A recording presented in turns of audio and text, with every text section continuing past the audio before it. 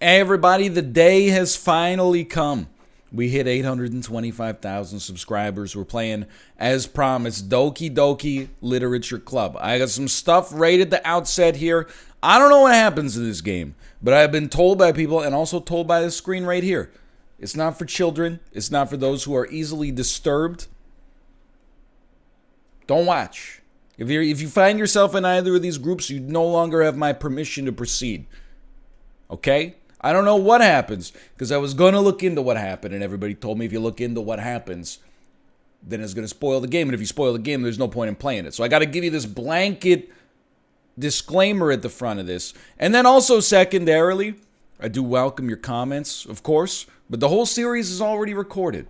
It's just going to be going up once a day. I mean, it's not recorded as I say this, but by the time you view this, the whole series is already in the book. So if you're typing, you got to go to Madoka's classroom between 11 a.m. and noon on Mondays in order to get her pendant, so blah, blah, it's falling on deaf ears. I'm just letting you know. We're going to experience the whole thing unfettered by the influence of outside, forces. There you go. Individuals suffering from anxiety or depression may not have a safe experience playing this game. Understood. It is worth noting, I agree I am at least 13 years of age and consent to your exposure of highly disturbing content. Okay.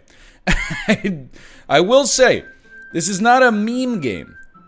It is extremely highly regarded. It's free on Steam and also has like a 98% positive review rating. Please enter your name, Ryan. All right, here we go. Thanks again for helping us hit 825,000 subscribers. Sorry, 820,000. More madness like this awaits as we climb the ladder. So if you enjoy it, please do subscribe. Hey, I see an annoying girl running toward me from the distance, waving her arms in the air like she's totally oblivious to any attention she might draw to herself.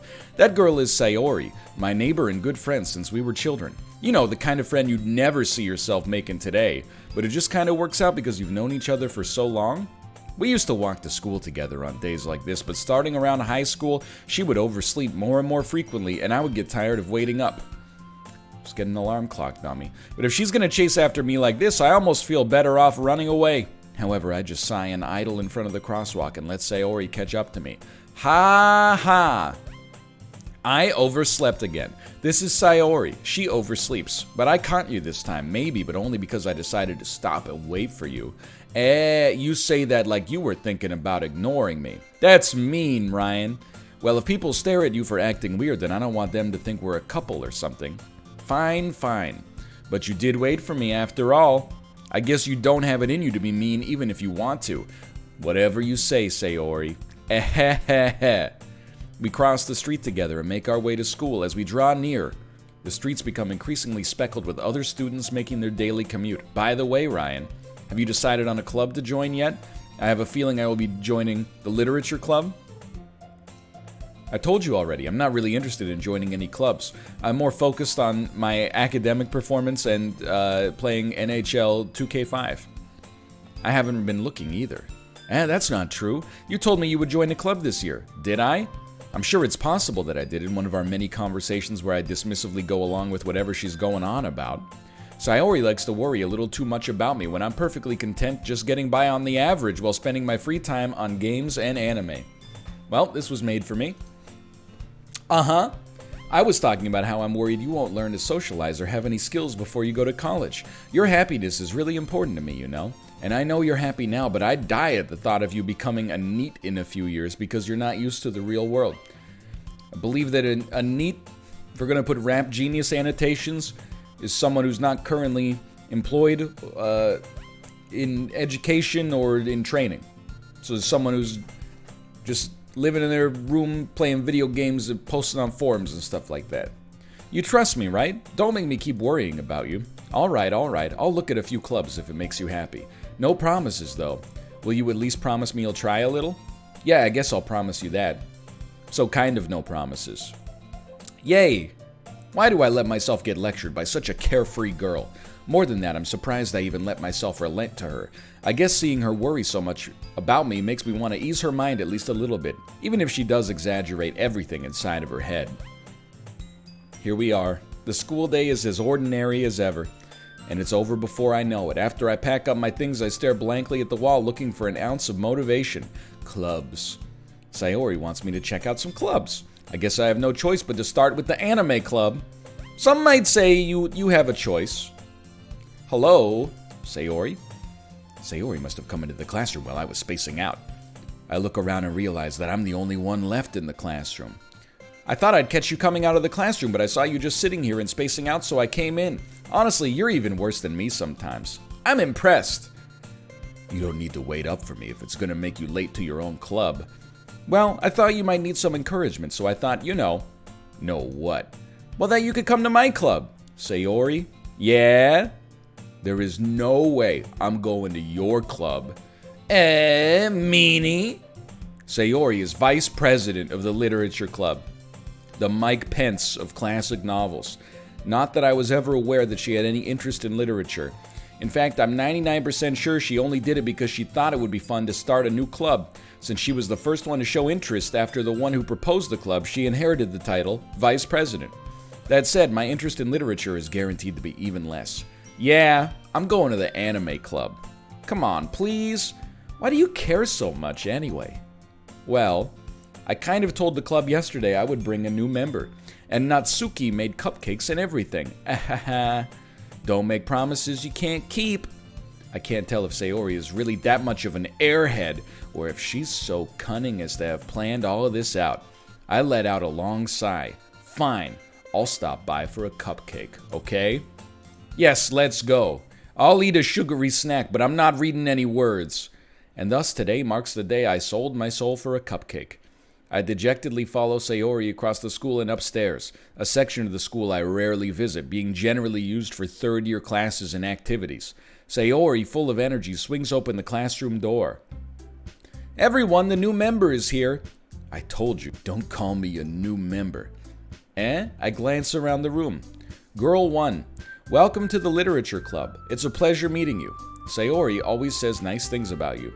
Seriously? You brought a boy? Way to kill the atmosphere. What, are you going to read some Jane Austen? Or Stephanie Meyer? Ah, Ryan, what a nice surprise. Welcome to the club.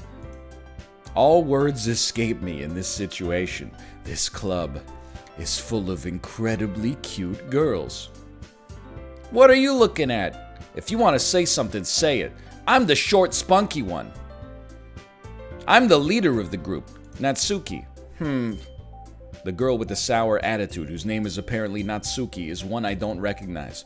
Her small figure makes me think she's probably a first year. She's also the one who made the cupcakes, according to Sayori. You can just ignore her when she gets moody. Sayori says that quietly into my ear, then turns back towards the other girls. Anyway, this is Natsuki, always full of energy. And this is Yuri, the smartest in the club. Don't say things like that. Yuri, who appears comparably more mature and timid, seems to have a hard time keeping up with people like Sayori and Natsuki. Something tells me that's not the case in the fan art community. Ah, well, it's nice to meet both of you. And it sounds like you already know Monica. Is that right? A little bit of... That's right. It's great to see you again, Ryan. Monica smiles sweetly.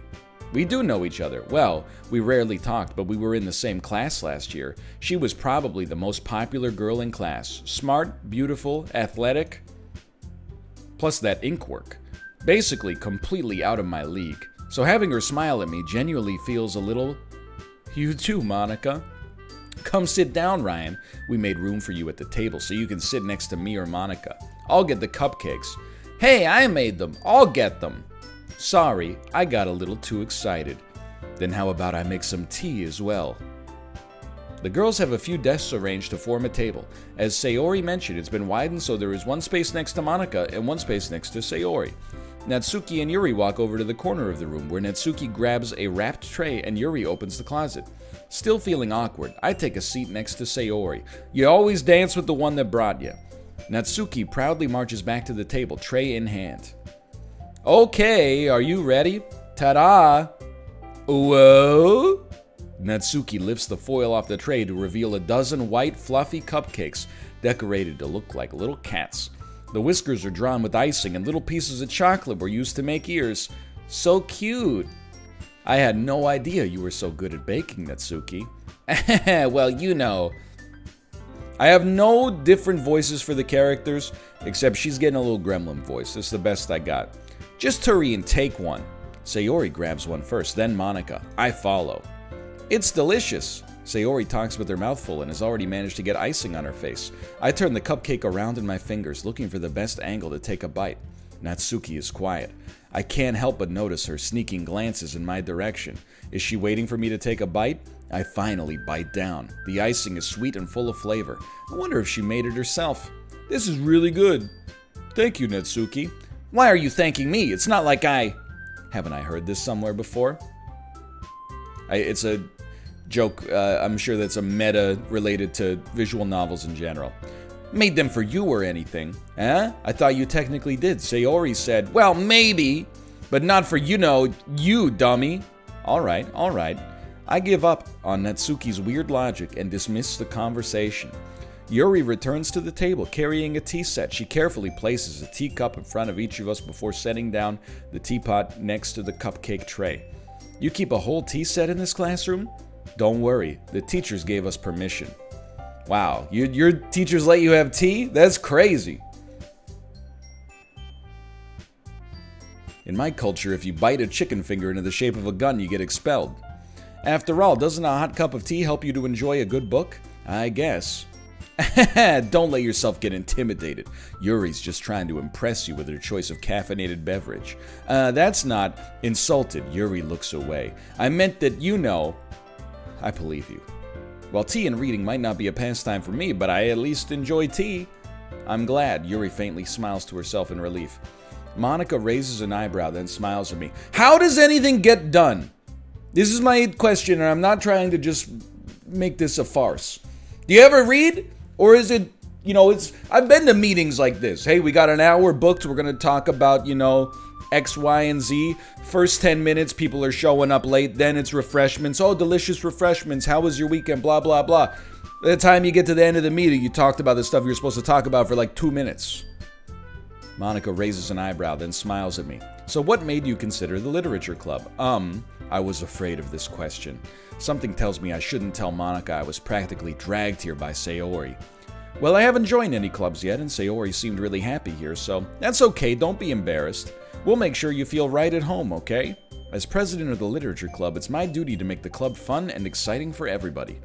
Monica, I'm surprised. Where's Rita? How come you decided to start your own club? You could probably be a board member for any of the major clubs. Weren't you a leader of the debate club last year? Well, To be honest, I can't stand all the politics around the major clubs. It feels like nothing but arguing about the budget and publicity and how to prepare for events. I'd much rather take something I personally enjoy and make something special out of it. And if it encourages other people to get into literature, then I'm fulfilling that dream. Monica really is a great leader. Yuri also nods in agreement. Then I'm surprised there aren't more people in the club yet. It must be hard to start a new club. You could put it that way. It's two forms. Not many people are very interested in putting all the effort to start something brand new, especially when it's something that doesn't grab your attention, like literature. You have to work hard to convince people that you're both fun and worthwhile, but it makes school events like the festival that much more important. The Chekhov's Festival, that'll come back to haunt us later, I'm sure. I'm confident that we can all really grow this club before we graduate. Right, everyone? Yeah. We'll do our best. You know it! Everyone enthusiastically agrees. Such different girls, all interested in the same goal. Who amongst us hasn't dedicated their senior year to trying to grow an arbitrary club? For me, it was trivia. Monica must have worked really hard just to find these three. Maybe that's why they're all so delighted by the idea of a new member joining. Though I still don't really know if I can keep up with their level of enthusiasm about literature.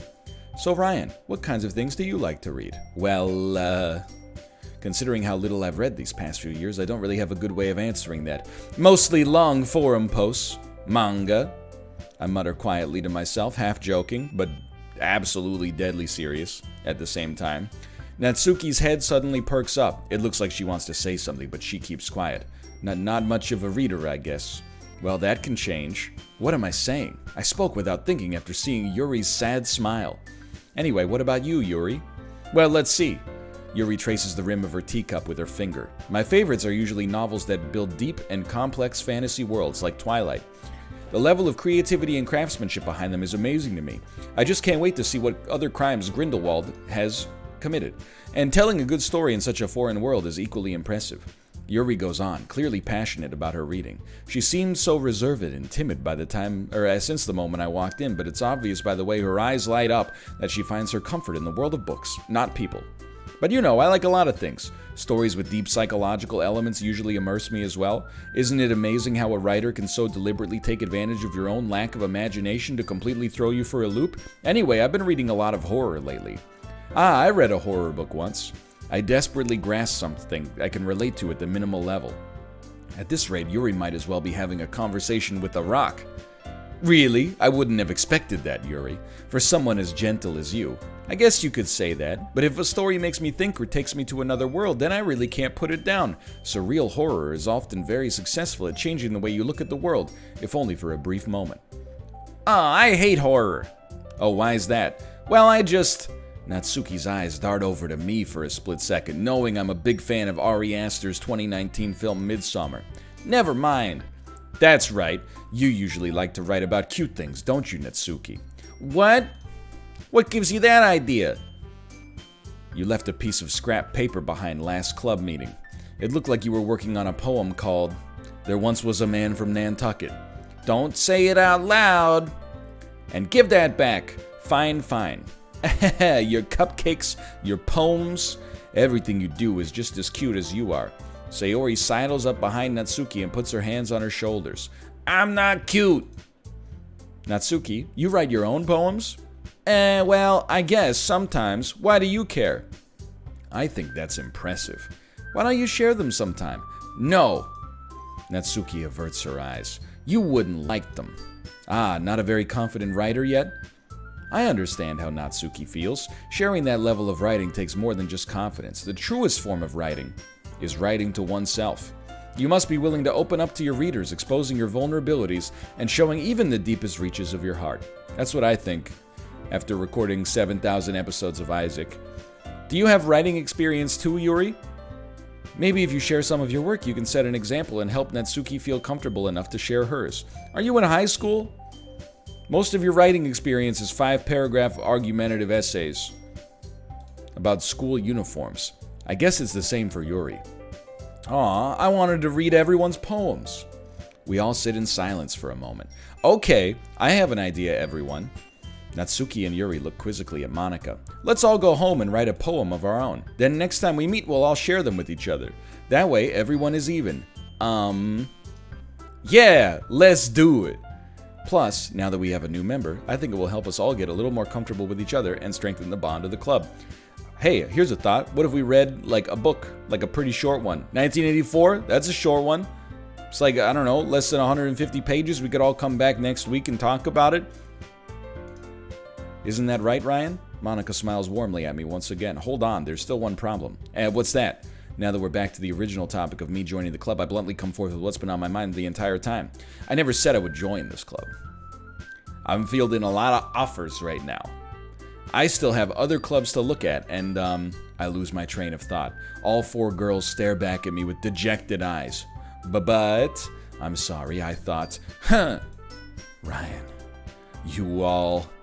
I'm defenseless against these girls. How am I supposed to make a clear-headed decision when it's like this? That is, if writing poems is the price I need to pay in order to spend every day with these beautiful girls. Right. Okay, I've decided then. I'll join the literature club. One by one, the girls' eyes light up. Yes, I'm so happy. Sayori wraps her arms around me, jumping up and down. Hey, you really did scare me for a moment. If you really just came for the cupcakes, I would be super PO'd. Then that makes it official. Welcome to the literature club. Thanks, I guess. Okay, everyone. I think with that, we can officially end today's meeting on a good note. Everyone remember tonight's assignment. Write a poem to bring to the next meeting so we can all share. Thanks, Homework Club. Monika looks over at me once more. Ryan, I look forward to seeing how you express yourself. Yeah. Can I really impress the class star Monika with my mediocre writing skills? I already feel the anxiety welling up inside me. Meanwhile, the girls continue to chit-chat as Yuri and Natsuki clean up their food. Hey Ryan, since we're already here, do you want to walk home together? That's right, Sayori and I never walk home together anymore because she always stayed after school for clubs. Sure, might as well. Yay! With that, the two of us depart the clubroom and make our way home. The whole way, my mind wanders back and forth between the four girls. Sayori, Natsuki, Yuri, and Monika. I wasn't even looking at the nameplates. I got them all. Will I really be happy spending every day after school in a literature club? Perhaps I'll have the chance to go closer to one of these girls. Alright, I'll just need to make the most of my circumstances, and I'm sure good fortune will find me. And I guess that starts with writing a poem tonight. Oh, I can't wait to see how this goes. It's time to write a poem. Gameplay. Pick words you think your favorite club member will like. Something good might happen with whoever likes your poem the most. I will not. I will write a poem that I think is the most meritorious, that speaks to my soul the most. I will not write a poem exclusively to appeal to any of these ladies I just met. It's no disrespect. I'm just going to speak from the heart. All right. We're going to start with Whirlwind. And then Atone. Shame, prayer. Is this showing how we do it? Like they don't like it, but she loves it? I don't know. Maybe yes, maybe no. Shame, prayer, disaster, precious, broken, agonizing, headphones, marshmallow, memories, covet. Give me covet. Pure insight. Judgment, milk. I'll stop you right there. Daydream, warm. Cheeks, fun. Misery, bubbles. Vitality, sensation. Hop, death. Bubbles. I'm gonna pick the funniest word to me, as if this is Mad Libs. After image. Scars, because it reminds me of the Joker. Everybody probably picks Doki Doki here, so we're gonna mix it up. We're gonna go with Sparkle. And then let's say Valentine.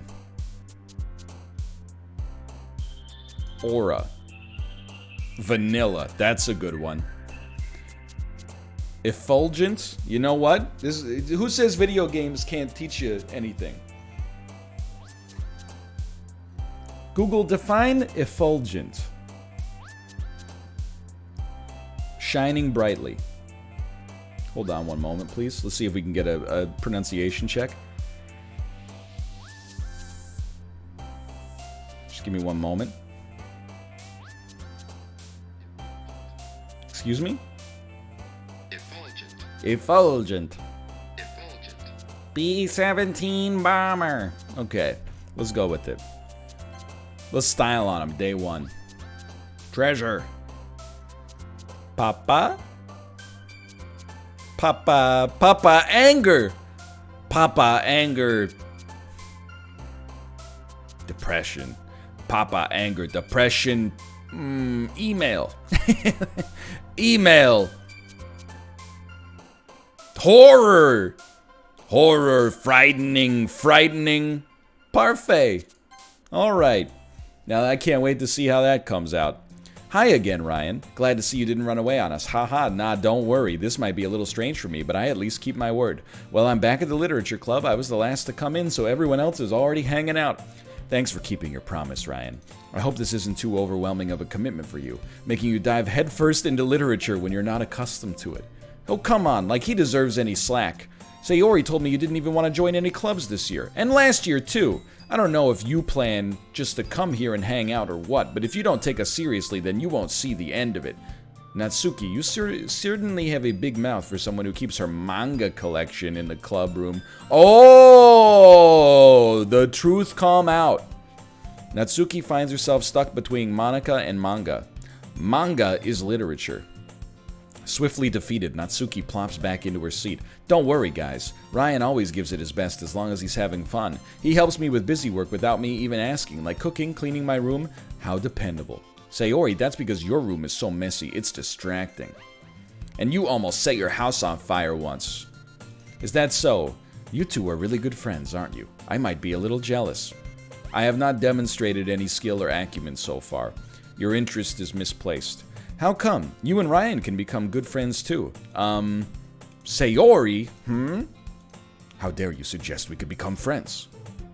As usual, Sayori seems oblivious to the weird situation she just put me into.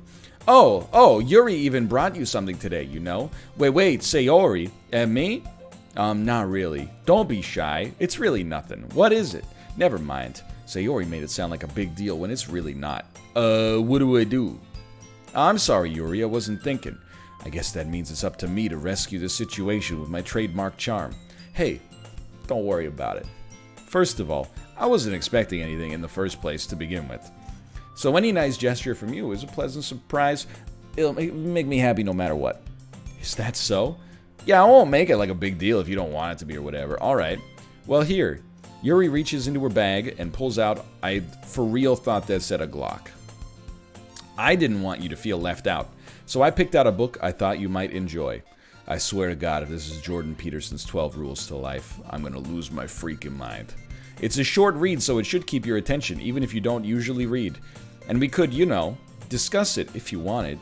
This is... How is this girl accidentally being so cute?